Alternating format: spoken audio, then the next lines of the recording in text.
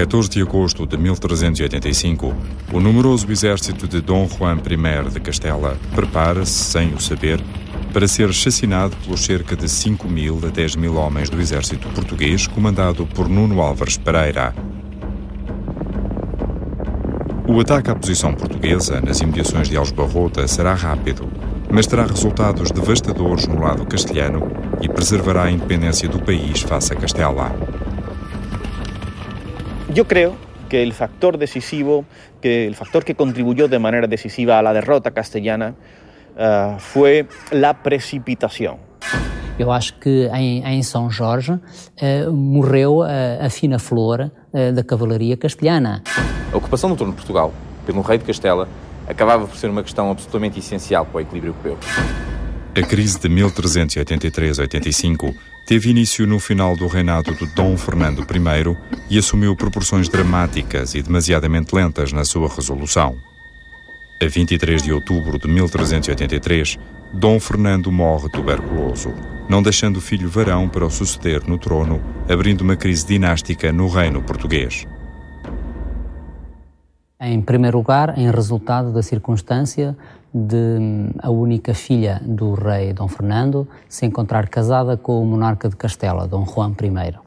O reinado de Dom Fernando I foi dirigido em dois planos diferentes. Internamente, fez publicar as leis das Sesmarias e da Companhia das Naus, que mais tarde abririam caminho ao desenvolvimento agrícola e marítimo. Externamente, o neto de Sancho IV de Castela reclamou o trono do avô, envolvendo-se em duas campanhas militares sem sucesso contra Henrique II, só resolvido com a intervenção do Papa Gregório XI. Do seu casamento com Dona Leonor Teles de Menezes sobreviveu apenas Dona Beatriz. Leonor Teles, de origem castelhana, trouxe para a corte portuguesa situações de desconforto entre nobres portugueses e castelhanos. Designadamente em resultado da política de privilégio e da entrega dos principais títulos do reino a membros das famílias, de algumas famílias de exilados castelhanos e galegos que residiam em Portugal, Telos, Menezes, Castros, etc. E que, naturalmente, haviam remetido para uma posição de sombra e de dificuldade de afirmação política uma série de famílias tradicionais da nobreza portuguesa. Na paz negociada entre Portugal e Castela, Dona Beatriz foi prometida em casamento a Dom Juan I. O Tratado de Salvaterra de Magos garantia a sucessão do trono de Portugal ao filho nascido do casamento da infanta com o rei castelhano. Porém, em Castela, havia motivos estratégicos para assinar o Tratado de Salvaterra de Magos. Hay que pensar que el primer rey Trastámara, Enrique II, había concebido un plan para establecer relaciones matrimoniales entre la Casa de Trastámara, la Casa Real de Castilla, con el resto de las casas reinantes en los otros reinos peninsulares. En ese proyecto, lo que pretendía Enrique II es que en una segunda generación los reyes de todas las casas peninsulares fueran trastámaras, pero en una segunda generación. Y Juan I cometió el error de intentar acelerar ese proyecto, casándose él directamente con la heredera del trono de Portugal. De facto, nos termos do Tratado de Salvaterra de Magos, a coroa de Portugal passaria a Juan I de Castela, em virtude do seu casamento com Dona Beatriz, filha única de Fernando I. Portanto, Lisboa ameaçava perder o seu mais ilustre habitante, o rei de Portugal. ¿Realmente quería Juan I ser rey de Portugal a todos los efectos? Es muy difícil evaluar las intenciones profundas del rey. Pero en todo caso sí está claro que su actuación política permitió que en Portugal sus actuaciones, su política se interpretara como un intento de anexión. E não era só Lisboa que estava preocupada com esta perspectiva. Outros concelhos ricos e influentes, em especial o Porto, também lhes assustava muito a ideia de perderem a sua influência política no quadro de uma monarquia muito mais vasta. De facto, Porto e Lisboa seriam apenas mais duas cidades importantes num reino que incluiria também Sevilha, Toledo, Burgos, Valladolid, os portos bascos, os portos galegos. Mas Dom Juan I mantinha a exigência do trono para a sua esposa. Surgem então dois novos pretendentes. Dom João de Castro, filho de Pedro e Inês, e Dom João, mestre de Avis. a solução política será resolvida por um dos 3 partidos em contenda. O primeiro é naturalmente o partido de Leonor Teles, de sua filha Beatriz e de seu genro Dom Juan I. É o partido daqueles que defendem a manutenção do status quo, porque é uma situação de privilégio que desejam manter.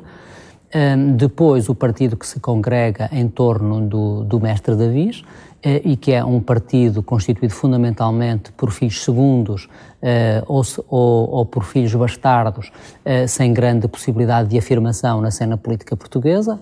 É um partido de alguma forma aventureiro, digamos assim, e que procura uma movimentação, uma mudança radical na política portuguesa, porque só dessa mudança poderia resultar algum benefício para eles. E, finalmente, um partido que se fala menos, mas que é fundamental também, que é o partido que é representado pelos que propõem a candidatura do infante Dom João de Castro, filho de Dom Pedro e de Dona Inês, ao trono português. Portanto, partido composto por membros de famílias que não se revêem em nenhum dos 2 anteriores. Este conflito dará origem a um ambiente de hostilidade vivido em Lisboa, que teve o seu pico em dezembro de 1383, com o assassinato do bispo de Lisboa, partidário de Castela, e quando um grupo de conspiradores, apoiantes do mestre de Avis, assassina o conde Andeiro, aliado da rainha Dona Leonor Teles, regente do reino. Este é morto numa jogada que podemos dizer palaciana, pelos partidários do mestre de Avis. No entanto, este acontecimento também ocorre a coberto de uma manifestação popular sabiamente orquestrada por um antigo alto funcionário de Fernando I. Com este ato, o mestre torna-se no guia dos que lutavam pela manutenção da independência. Chama para seu lado Nuno Álvares Pereira e juntos viriam a conquistar alguns dos castelos apoiantes de Dom Juan I. Alrededor de Lisboa, él dominaba una serie de villas y de castillos que eran fieles, donde había partidarios suyos, partidarios de Juan I. Y desde esos castillos, las guarniciones de Santarém y de otros lugares habían estado guerreando contra Portugal durante los meses en los que no hubo asedio. Em resposta a estas conquistas, o rei castelhano entra em Portugal, toma Santarém, obriga Dona Leonor a abdicar e assegura o trono para Dona Beatriz.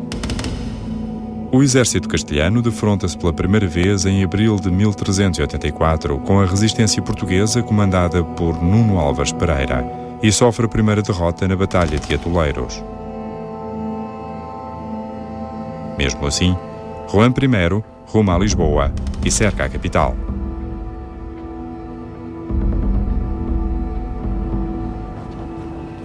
Para Juan I de Castela, era muito claro que Lisboa era o coração da resistência portuguesa.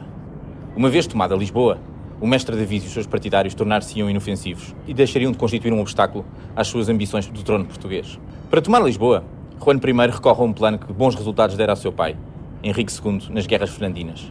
Reúne um numeroso exército para invadir o país, indefeso, pois a maior parte dos castelos tinham tomado voz por Castela, e, ao mesmo tempo, ordena que a frota de Sevilha se desloque até a embocadura do Tejo para deixar a cidade sem quaisquer mantimentos. Eu creio que Juan I intentaba llevar a término aquello que había iniciado un año antes. Es decir, él pensaba que tenía muchas posibilidades de tomar Lisboa y de acabar con la revuelta y, por tanto, de imponer su regencia en Portugal. Él tenía motivos militares, pensaba que tenía razones militares que apoyaban su idea. O grande fracasso militar de 1384 teve que ver com o insucesso do longo cerco a Lisboa. Mas é preciso ver que esse insucesso se ficou a dever essencialmente à eclosão de um surto de doença, de peste, no arraial castelhano, que obrigou o rei castelhano a retirar. Não era propriamente o resultado de uma inferioridade militar, enfim, potencial. A vida insalubre das cidades medievais permitiu o aparecimento de doenças que se propagavam muito rapidamente. Lisboa de 1384 não fugia à regra. O moroso cerco fez surtir a doença, que se propagou rapidamente às hostes castelhanas, fazendo-os retirar a 3 de setembro do mesmo ano. Adiado o projeto de conquista da cidade-chave militar do reino, Juan I reorganiza-se e planeia um novo cerco para 1385. De maneira que, reorganizadas as suas forças, era, do ponto de vista militar, lógico que o rei castelhano pensasse que, em 1385, com o exército maior e sem a infelicidade da peste, poder repetir o cerco a Lisboa, que era a chave militar do reino, e ser bem sucedido com o que o seu projeto de conquista da coroa portuguesa ficaria, de certo, muito facilitado. El problema era que previamente el ejército castellano había sido derrotado unos meses antes en Trancoso, y el año anterior el ejército castellano fue diezmado en el cerco de Lisboa como consecuencia de la peste.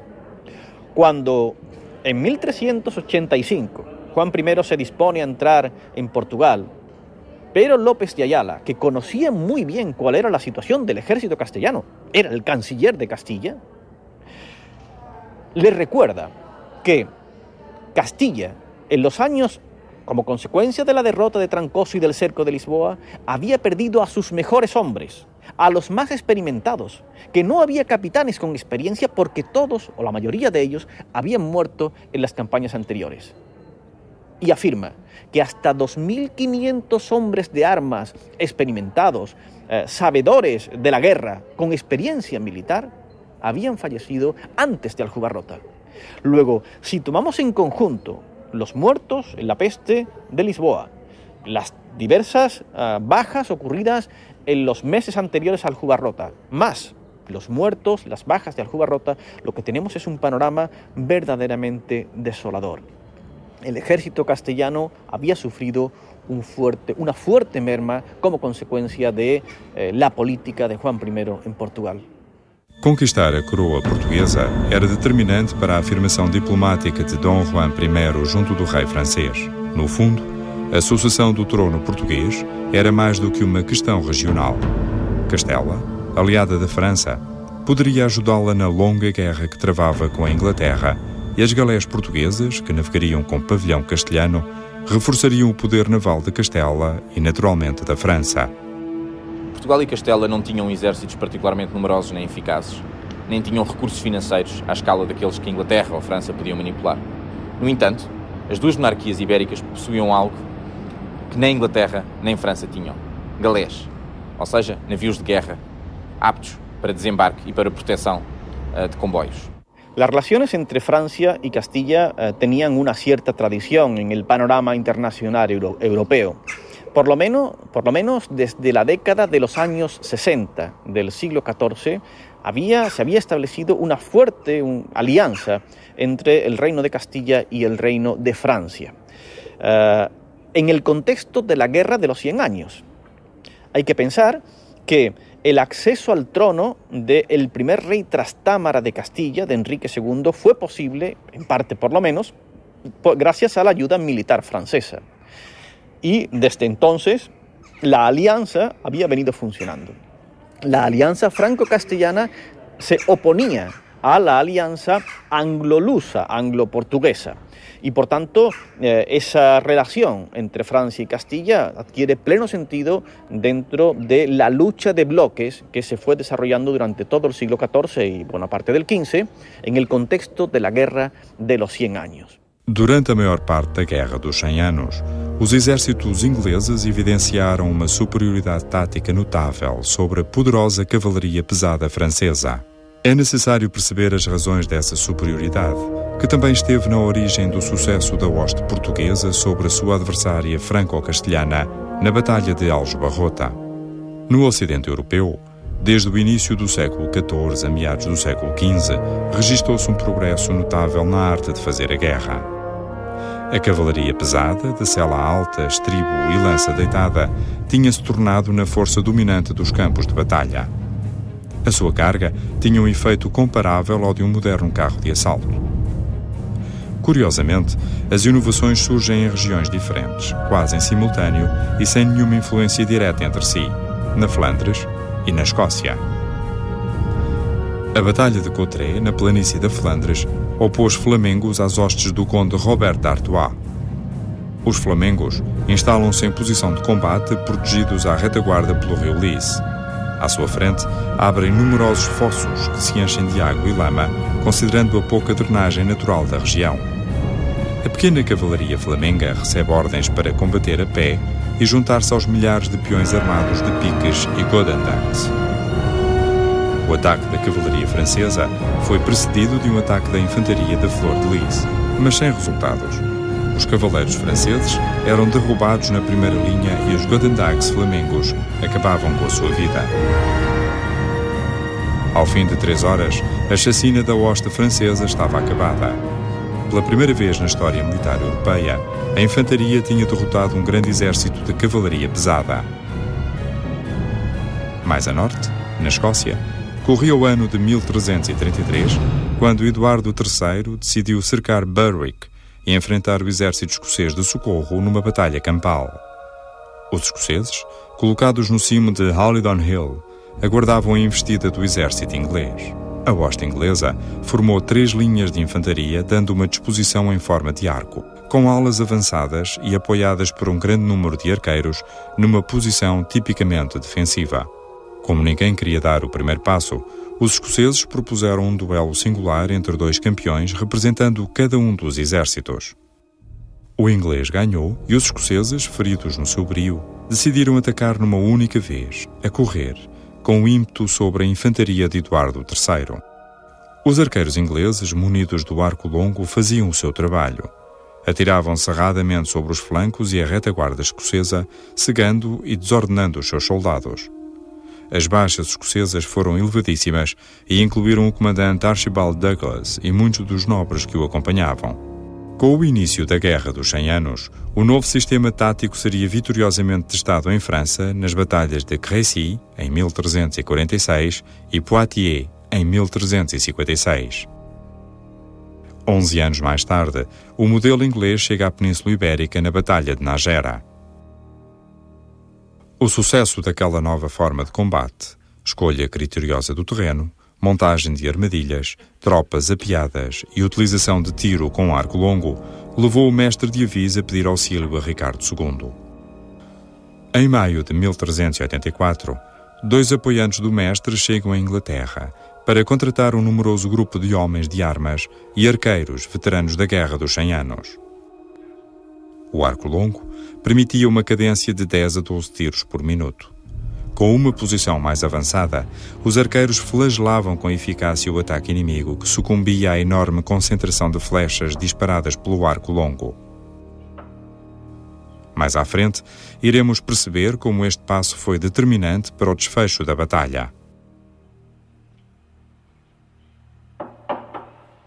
O número de combatentes ingleses em Aljubarrota pode ser conhecido com alguma precisão, ao contrário do que se passa com todos os outros elementos em campo, franceses, castelhanos, portugueses.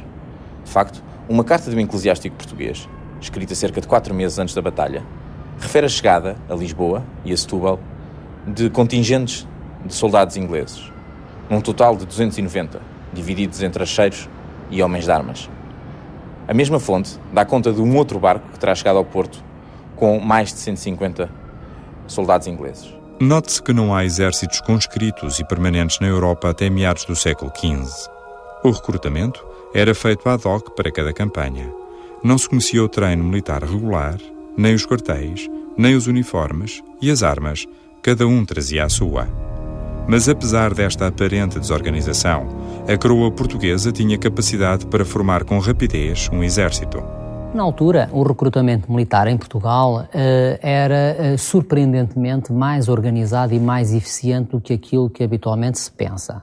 Era possível à coroa portuguesa conseguir reunir hostes régias de 5 a 10 mil homens, compostas fundamentalmente de população concelhia, aquilo que nós chamamos os aquanteados, isto é, os homens das aldeias, das vilas, das cidades de Portugal, que eram obrigados à prestação de um serviço militar em função dos bens que possuíam, portanto, quanto ao equipamento e ao facto de terem ou não terem cavalo, as milícias de atiradores com besta que se encontravam distribuídas por todo o reino em número de algumas centenas e a que se dá habitualmente o nome de besteiros do conto, especialistas no tiro com essa arma neurobalística terrível que era a besta, e também, para além da população concelhia, a nobreza, os vassalos do rei, fundamentalmente, que estavam obrigados à prestação de um serviço militar proporcionalmente à quantia que anualmente recebiam da coroa. Feito o enquadramento das novas táticas de combate na Europa medieval e do modo de recrutamento militar, importa regressar a Coimbra, às cortes e à defesa de João das Regras pela causa do mestre de Avis, aclamado rei a 6 de abril de 1385.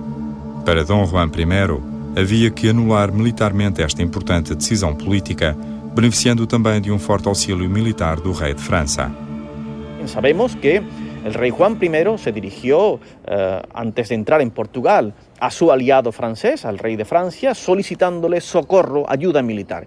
Y parece, estamos seguros, de que el rey de Francia cumplió con su parte del acuerdo y envió a Castilla una fuerza militar importante. ¿Cuántos hombres, cuántos franceses estaban en el campo castellano en Aljubarrota? Bueno, según las fuentes castellanas, posiblemente serían unas 800 lanzas, es decir, unos 800 caballeros pesadamente armados. Hay otras fuentes que elevan un poco esa cifra, tal vez 1000, 1200, en torno a esa cifra. Era importante sin duda la cifra, no solo por sí misma, sino porque eran caballeros muy experimentados. Era gente que había adquirido una formación guerrera en los campos de batalla europeos y por tanto eran una fuerza valiosa, tanto cuantitativamente como qualitativamente, por sua experiência militar. Na memória coletiva dos portugueses, Aljubarrota é uma batalha entre portugueses e castelhanos, ou pelo menos entre anglo-portugueses e castelhanos. No entanto, os dois exércitos que se enfrentam, nesse dia 14 de agosto de 1385, são, por um lado, um exército franco-castelhano e, por outro, um exército português com auxiliares ingleses. Em junho de 85, Juan I entra em Portugal pela Estrada da Beira à frente de um poderoso exército. Dom João I sente que esta invasão terá de ser travada antes da chegada a Lisboa. Habitualmente, nesta altura, os exércitos castelhanos utilizavam um de dois caminhos para atacar Portugal. Ou o Alentejo, aproveitando a planura das planícies alentejanas, seguindo até Lisboa, a partir daí, ou então a chamada Estrada da Beira, que foi o que aconteceu efetivamente a quando da Batalha de Aljubarrota. O exército castelhano entra em junho pela fronteira de Val de la Mula, Almeida, Trancoso, Celurico da Beira, depois Coimbra, Soure, Pombal, Leiria e depois São Jorge, onde foi interceptado pelo exército português. Era seguro que o inimigo passaria por aí. Desde a Beira que o poderoso exército franco-castelhano era acompanhado à distância por observadores fiéis a Dom João I. Claro que o local exato onde se travou a batalha foi escolhido pelo exército anglo-português. Isso era uma condição indispensável ao sucesso da tática que o exército de Dom João I de Portugal pretendia utilizar.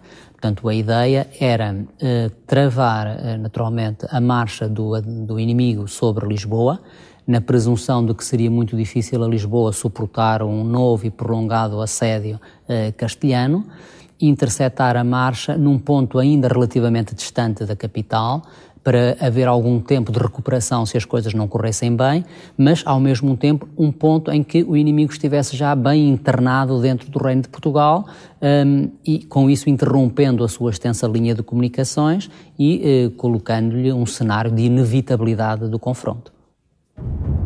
A 13 de agosto, após as missas dominicais, Dom Nuno Alves Pereira, acompanhado de um grupo de veteranos da Guerra dos 100 Anos entre ingleses e gascões, faz uma missão de reconhecimento do terreno e do inimigo, pelos cabeços dos atuais lugares de Sela, Golfeiros, Casal Novo, Casal do Alto e Picoto.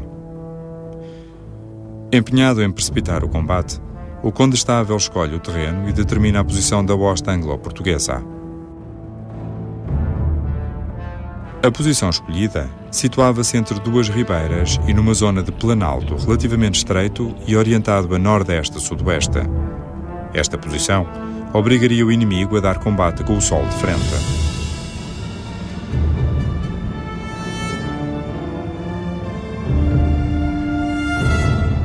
el ejército portugués estaba muy bien situado entre dos ríos y las alas castellanas no podían intervenir. De forma que el ataque de la vanguardia del el cuerpo central del ejército castellano no podría ser reforzado por las alas, por los extremos.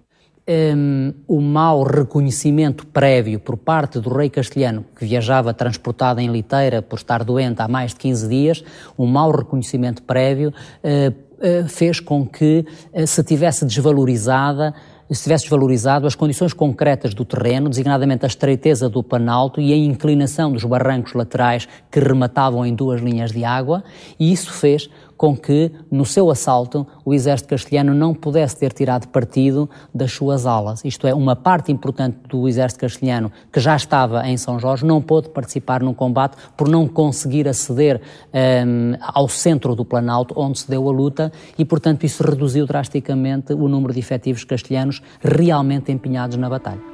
O terreno escolhido pela hoste portuguesa apresenta cerca de 800 metros na horizontal e encontra-se dividido em duas partes iguais pela ligeira proeminência, onde poucos anos depois veio ser construída a ermida de São Jorge.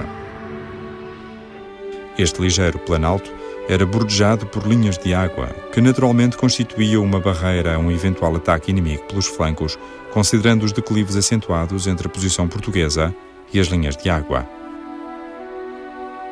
Aliás, deve ser esta a faixa central a que se refere Fernão Lopes na crónica de Dom João I. O local escolhido para o confronto fica situado junto ao atual IP1, em São Jorge, concelho de Porto de Mós. A pequena ermida, construída após a batalha, exibe uma lápide que certifica a posição da frente portuguesa em 14 de agosto de 1385. A lápide da ermida de São Jorge, que é uma lápide datada de 1393, assinala o local onde o Condestável teve a bandeira, onde, portanto, esteve instalada o posto de comando, se assim se pode dizer, da batalha. Este posto de comando, da chamada segunda posição portuguesa, esteve localizado numa pequena colina, onde, anos mais tarde, o Condestável mandou construir a capela, dedicada originalmente a Santa Maria, que a inscrição nos diz é que ela é dedicada a Santa Maria, para comemorar o local onde ele se instalou no dia 14 de agosto. Hay que pensar que los guerreros medievales, los comandantes medievales eran muy conscientes de la importancia que tenía el terreno a la hora de resolver una batalla. Desde siempre se sabía que el terreno podía ser determinante a la hora de una batalla. Muitas vezes pensa-se que a Batalha de Aljubarrota foi extremamente inovadora do ponto de vista tático. Eu penso que não. Penso que em Aljubarrota não se inventou nenhum sistema tático. Pelo contrário, acho que foi uma aplicação genial às condições concretas do terreno e do momento de um modelo tático que habitualmente é designado por modelo inglês, que é um modelo que os ingleses construíram ao longo das suas guerras contra a Escócia nos inícios do século XIV. E quem viu, por exemplo, o filme Braveheart, do Mel Gibson, tem presente justamente essa circunstância, que depois aperfeiçoaram e que, a partir do início da Guerra dos 100 Anos, começaram a testar com grande sucesso nos palcos continentais, por exemplo, na Batalha de Crécy, em 1346, depois em 1356 em Poitiers, e que depois repetiram fora do contexto francês em vários outros locais, e um deles foi justamente Aljubarrota. Pero López, que fue uno de los embajadores castellanos, se dio cuenta de que la situación del ejército portugués era muy favorable. Habían ocupado una posición inteligentemente. Habían sabido aprovechar el terreno. El terreno era muy favorable a las armas portuguesas e muito desfavorável para as castellanas. Primeiro tratava-se de escolher criteriosamente o terreno. Implicava chegar lá antes do adversário e poder escolher a posição concreta. Geralmente uma posição bastante forte, com obstáculos naturais difíceis de ultrapassar, por exemplo, linhas de água, bosques, barrancos, e que podiam depois ser complementados e otimizados por obstáculos artificiais que eram preparados no terreno enquanto se aguardava a chegada do exército adversário. A hoste de Dom Juan I chegou por volta do meio-dia à povoação de Jardoeira. O rei castelhano, na sua carta à cidade de Múrcia, descreve a posição portuguesa como forte e situada entre dois rios, com profundidade de 10 a 12 braças e que, quando os viu, percebeu que não podia atravessá-los. Rodearam-nos por um caminho que lhes pareceu mais plano. Nesse meio tempo, a hoste portuguesa não fica parada. Sempre com o objetivo estratégico de precipitar o confronto e acompanhando a manobra castelhana, inverteu a sua ordem de batalha e deslocou-se cerca de 2 km para sul.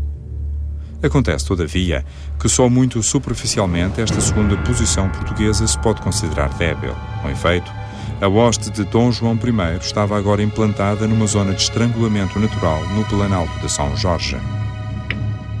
Para além dos vales e das linhas de água que ladeavam o Planalto, o exército português teve tempo de preparar e fortalecer esta sua posição, construindo abatices, valas e covas de lobo. O dispositivo tático montado tinha uma finalidade: criar um corredor da morte em caso de ataque da vanguarda castelhana. Grande parte das armadilhas foram de tal modo dissimuladas que impediram a sua detecção pela hoste castelhana, tal como testemunha o cavaleiro gascão Espin de Lyon no seu relato ao cronista francês Jean Froissart. Os cavaleiros foram rechaçados nas obras de fortificação antecipadamente preparadas pela hoste de Dom João I. Afonso do Paço, no final da década de 50, fez o levantamento arqueológico do campo de São Jorge. Nesse trabalho pôs a descoberto 1 milhar de covas de lobo. Era necessário testar se as covas poderiam ter sido abertas antes da batalha. A Universidade de Coimbra procedeu em 1995, no campo de São Jorge, a um trabalho de arqueologia experimental que comprovou a possibilidade de as covas de lobo terem sido abertas em cerca de 3 horas por escassas centenas de homens. Ou seja, parece possível que parte desse trabalho tenha sido feito antes do meio da tarde de 14 de agosto de 1385, horas antes da chegada da hoste castelhana ao chão da feira. A escolha do terreno e a sua preparação eram determinantes para o sucesso militar, mas havia mais. Segundo aspecto, toda a gente combatia a pé. Isso era uma forma de se adaptarem melhor às condições concretas do terreno e, por outro lado, reforçava psicologicamente a unidade do exército. Baseado nas técnicas aplicadas pelos ingleses na Guerra dos 100 Anos, o exército português combateu a pé. Um terceiro aspecto que era fundamental tinha que ver com a utilização em larga escala de atiradores com besta ou com arco. Quando falo de arco, refiro-me ao arco longo, o famoso longbow, uma arma poderosíssima que os ingleses dominavam como ninguém. E, aliás, há aqui uma relação óbvia entre os obstáculos escavados no terreno e o tirar partido da capacidade dos atiradores com arco e com besta, porque quanto mais devagar o inimigo chegasse ao contacto connosco, mais tempo tinham os atiradores para os ir massacrando. O arco longo tinha uma capacidade de tiro muito superior ao da besta. Um bom arqueiro disparava uma média de 10 a 12 flechas por minuto. Um besteiro dificilmente excederia 2 tiros no mesmo intervalo de tempo.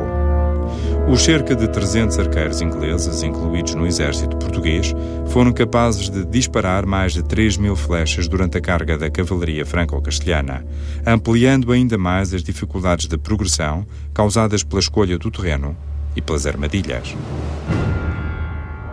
Los tratadistas, los hombres experimentados en guerra, sabían que las batallas, en la medida de lo posible, tenían que ser evitadas. Había mucho riesgo en la batalla. ¿Por qué una batalla tenía tanto riesgo para el que la emprendía?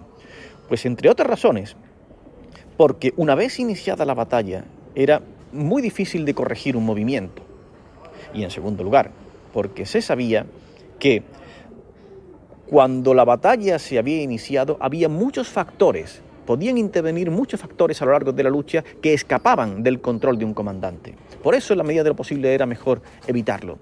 Y en todo caso, luchar, combatir, lançar la batalla, se não havia mais remédio. A meio da fatídica tarde de 14 de agosto, e a coberto da imunidade diplomática, encontram-se uma embaixada de cada exército para tentar evitar a batalha. Diogo, irmão do condestável, e o cronista Ayala, representavam a hoste castelhana. Diogo tenta que Nuno Álvares Pereira retire o apoio à causa do mestre de Avis, e Ayala argumenta com questões de direito e compromissos assumidos. O condestável não se demove e a resposta fica do lado de Castela. Luego, el Consejo de López de Ayala era esperar que el ejército castellano se mantuviera firme, que no atacara y que fuera el ejército portugués el que, si quería una batalla, abandonara la posición de ventaja que tenían sobre el terreno.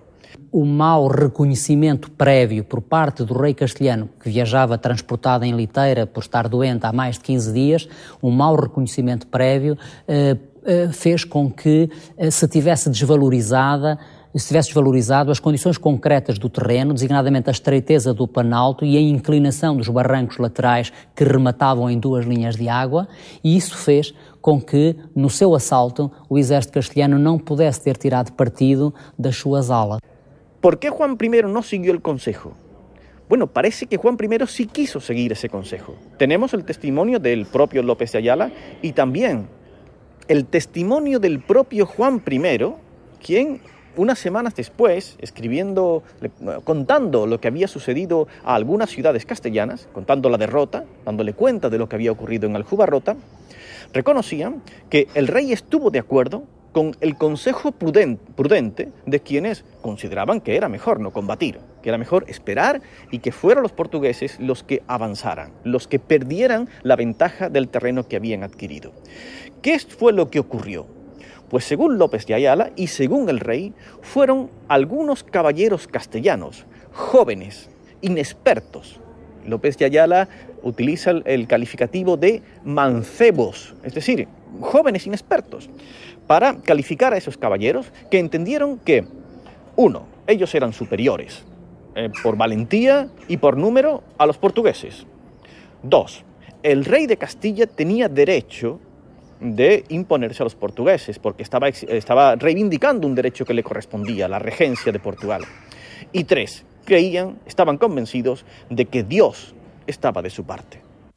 A impetuosa vanguarda do rei de Castela, na sua maioria constituída por jovens cavaleiros, iniciou o ataque sem se ter apercebido das reais condições do terreno propostas para combater. Iniciada a carga de cavalaria, era quase impossível corrigir a manobra dado o elevado número de cavaleiros em movimento. A hoste portuguesa, apiada, esperava o demolidor embate da vanguarda franco-castelhana. Segundo alguns autores, a capacidade de choque de 10 cavaleiros a galope era equivalente à de 100 peões. Nas alas, o arco longo inglês, juntamente com as bestas, entropeça e embaraça o ataque inimigo. Os arqueiros ingleses disparavam a cadência de 10 a 12 tiros por minuto.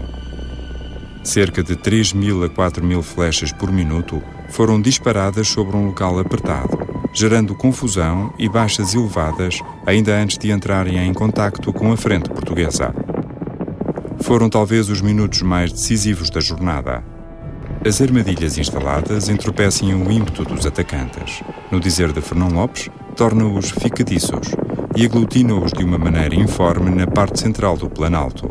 Na hoste portuguesa, o moral era elevado, talvez pela presença apiada dos cavaleiros mais cotados. Uns e outros estavam prontos para receber quer o ataque de cavaleiros, quer a investida a pé que se lhe seguiu. Inconclusivo o ataque da cavalaria, passa-se ao combate a pé, com armas mais curtas. Na luta sem quartel, as ordens dos comandos de certo já não se faziam ouvir. Apenas mandava a vontade dos homens de armas em abater os seus opositores mais próximos.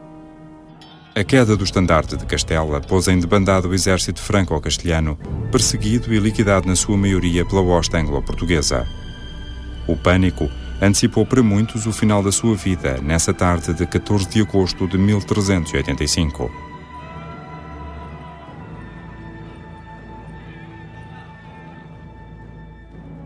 No dia seguinte, com o nascer do sol e depois de uma noite tensa e em estado de alerta, Nuno Álvares e os seus homens tiveram finalmente uma noção exata da extensão do seu sucesso.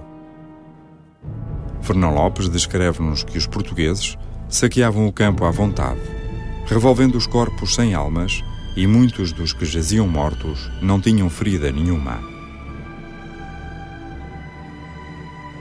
Durante as escavações efetuadas por Afonso do Paço no campo de São Jorge em 1958, foram recolhidas de uma vala comum numerosas ossadas incompletas, que ficariam guardadas no Instituto de Antropologia da Universidade de Coimbra. Eugénia Cunha, antropóloga, dirigiu anos mais tarde uma nova investigação, agora com técnicas mais precisas. Dessa investigação salienta-se a violência do combate e a morte por esmagamento.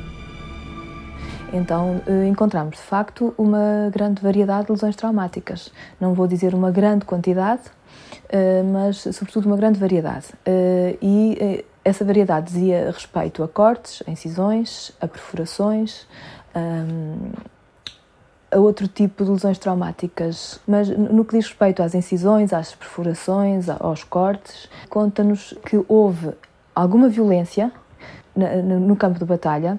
Essa violência pode ser inferida com base, por exemplo, em lesões que nós detectámos em fémures e, por exemplo, em occipitais. O fémur é o osso que tem um esqueleto pós-craniano com grande revestimento em termos de tecidos moles, ou seja, para se conseguir atingir diretamente o fémur é preciso fazer muito mais força do que, por exemplo, um prónio, que é um osso que tem muito menos tecidos moles a revestir. Da mesma maneira, eu falei do occipital, que é o osso da base do crânio, que é um osso particularmente espesso e que também tem algumas lesões, que apresenta algumas perfurações, algumas incisões. E a análise da patologia traumática desse espólio aponta justamente para uma grande violência do combate.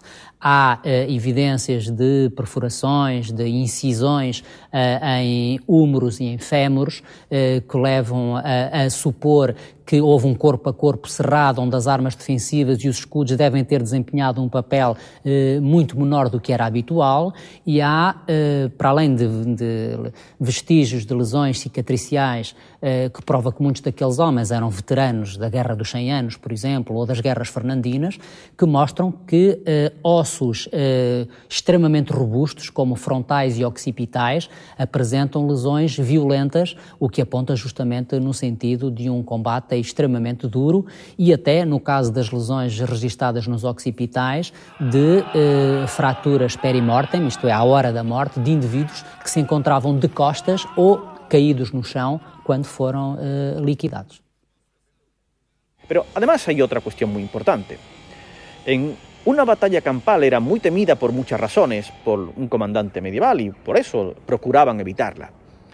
Y uno de los factores más peligrosos que podía intervenir en el desarrollo de una batalla es que por algún motivo, de forma más o menos justificada, se produjera un ataque de pánico entre los combatientes. Y parece que eso fue lo que ocurrió en Aljubarrota.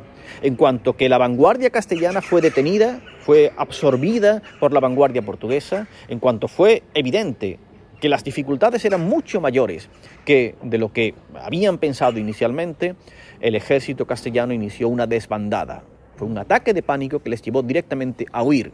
Y en la Edad Media se sabía que el hombre que huye es un hombre muerto. No modelo de batalha travado, que lugar existe para a tática do quadrado?